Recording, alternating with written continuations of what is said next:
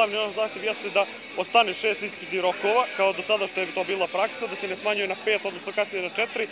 Onda drugi zahtev, kao jedan od bitnijih, jeste da za uslov i za budžet bude 37 bodova za uslov, odnosno za upis u narednu godinu studija, a da 48 bude za budžet, da se studenti finansiraju na budžet države Srbije.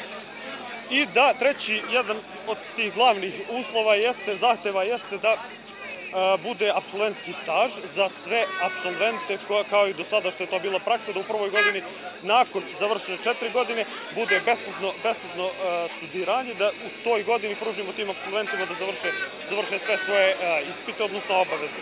Pre nekih mesec dana otprilike na Skupštini su usvojene izmene i dopune Zakona o visokom obrazovanju bez ikakvih konsultacija sa studentima, odnosno sa KONUS-om kao krovnom organizacijom studenta Srbije. Jedan od zahteva je i to da se na narednoj Skupštini, odnosno na narednoj sednici, kada se bude razmatralo izmene i dopune Zakona o visokom obrazovanju, pozovu predstavnici KONUS-a, odnosno studenta, svih studenta iz Srbije, odnosno svih univerziteta, i da oni učestvuju u izradi tih izmena i dopuna.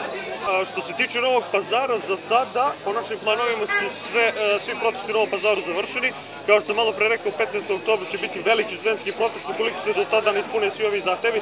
Naravno, mi ćemo organizovati, studentski parlament državnog univerziteta će organizovati prevoz studenta, koliko to bude u mogućnosti da odradimo za naše studente koji su danas bili ovde, da i u Beogradu pružimo podršku ovim zahtevima.